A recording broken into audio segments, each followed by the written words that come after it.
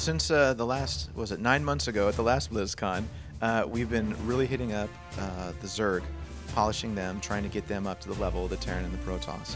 Going through every unit and giving them the death animations. We have a variety of fire and blood and all that sort of stuff. So hitting up a lot of the sort of final things we need to do on the art end.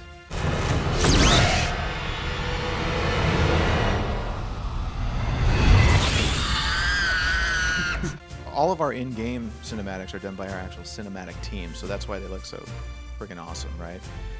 And in the actual single-player campaign, we've been devoting a lot of our artist time to just creating everything we need per mission. So if each mission, if the mission needs to have some sort of a reactor that you go to and you set a charge to blow up, we're not just going to take a piece of art that looks like reactor and then that's your mission objective. We actually go ahead and we'll make the reactor and make unique deaths for it.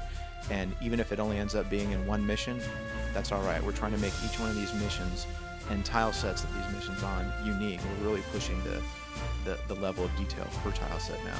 We worked with some of the designers to where as the lava is rising, we have little critters unburrow from the low ground and rush to the high ground and then burrow in your base. Not big Zergling ties, but, like little ticks or whatever. But it's that sort of level of detail that we're really looking to push on all these new missions. And if it's a good idea, it goes in, right? I mean, if it's a good idea and everyone's like, yeah, then we're gonna do it. The decals are mostly designed so you'd be able to see them.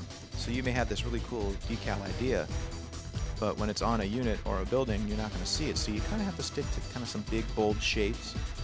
Some of the classic Terran signs like the Dominion sign you can really see, or some of the Protoss tribal designs that they had, you can see those. And so we're coming up with a lot of real designs like that, StarCraft centric.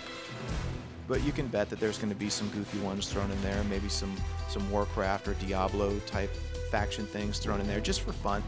I believe the style that we have for the bulk of our Blizzard games, none of it is very realistic. Even our most realistic stuff, the cinematics, they're all based off of the in-game characters, right? So it's still going to be giant guys walking around in hulking metal suits for StarCraft. We still try to keep the classic examples of big silhouettes and bold colors, and then just push the realism of almost the texture itself. So the metal looks more metal, and the grit and the grime looks like realistic grit and grime, right? But we're still going to have those kind of classic Blizzard proportions. So any surprises about StarCraft 2 that you'd like to hint viewers on? Yes, we actually have a new race in StarCraft 2. The race to get it done now. Yeah. I knew you'd find your way here. Eventually.